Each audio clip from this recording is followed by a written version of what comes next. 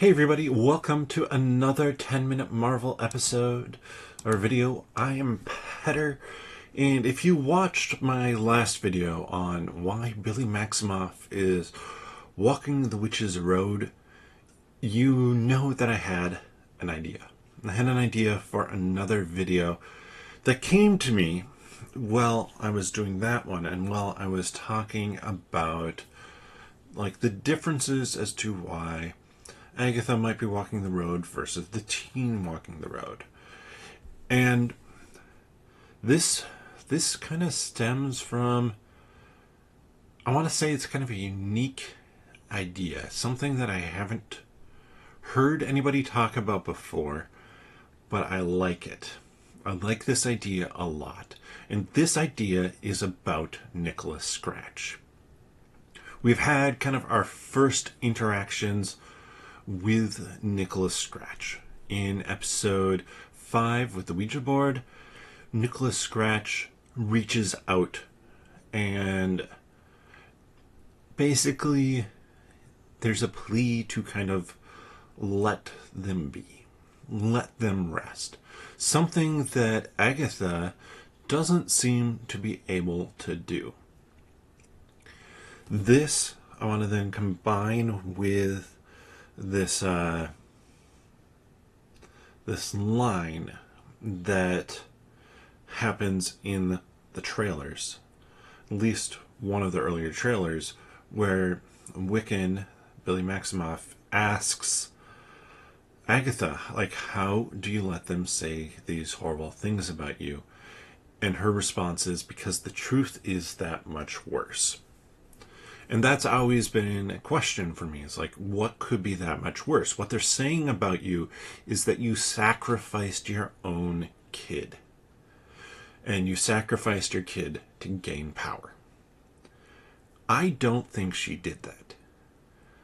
I don't think she sacrificed Nicholas to gain power. I think she walked the witch's road and or made a deal maybe with Rio, whose death, assuming that is true, or even Mephisto. She made a deal somewhere with someone, whether it be from the Witch's Road, from Rio, from Mephisto, from the Darkhold, whatever it might be. She made a deal to get power. And that deal to get power is what we see when she drains people of their power. So she requested that. And basically it works. She gets blasted with power and she gets the power. But it didn't work quite like she had hoped, or quite like she maybe thought. When she gets blasted with power, she gets the power no matter what.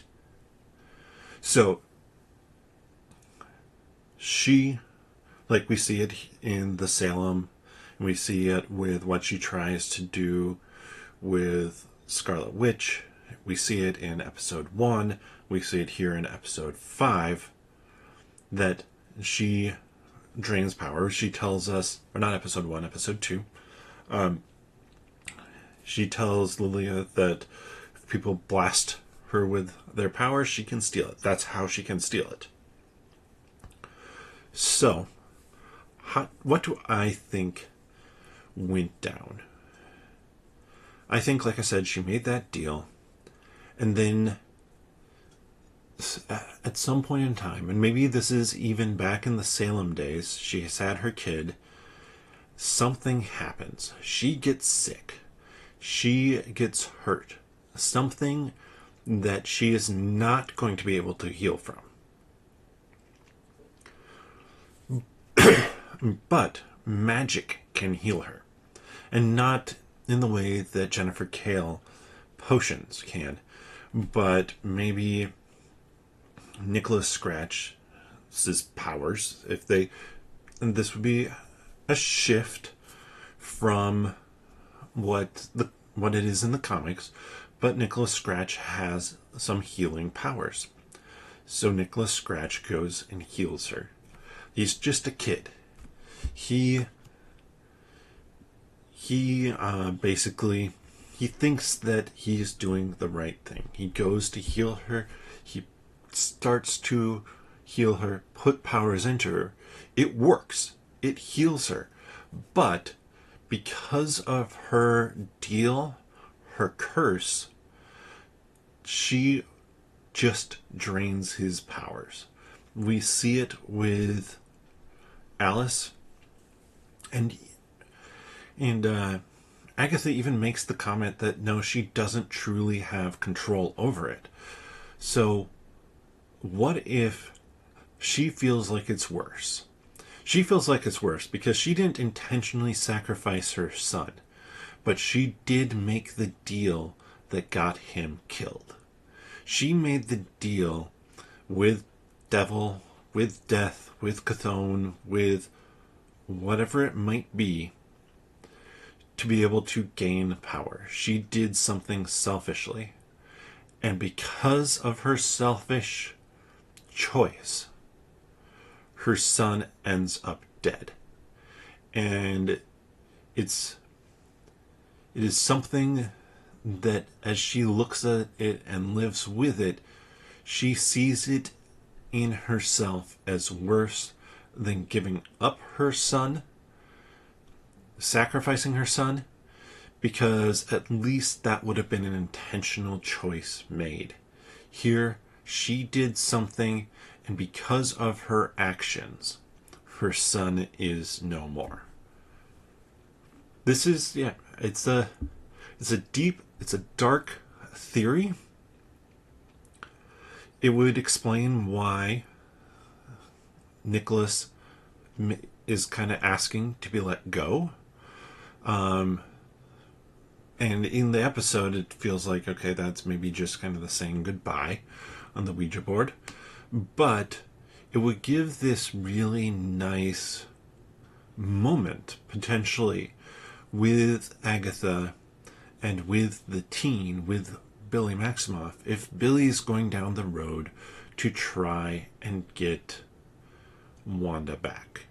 If he's trying to go and save her, where both of them could come to kind of the same moment, and this would be that moment where you see Agatha holding kind of the teen's head and the sparks kind of in this room, but they're having to let go of this hurt, this thing that they both want back, but to be able to complete this last trial, this last part, they need to be able to let go, and not only let go, forgive themselves for what happened and for being the survivor.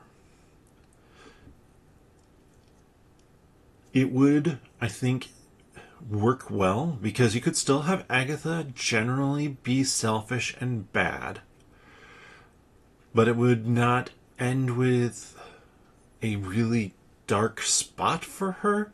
It would give this little bit of redemption and this little bit of willingness to work together with Billy that would make her feel less just like a villain.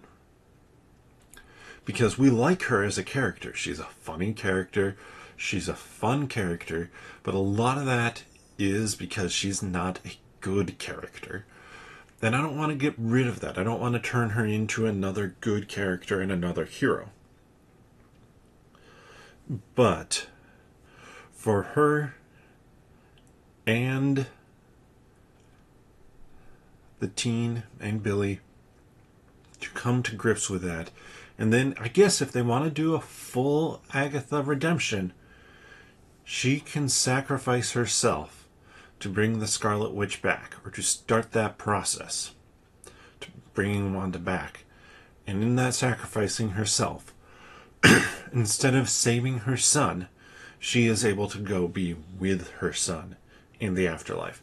That would be if they want to do a complete redemption arc for her.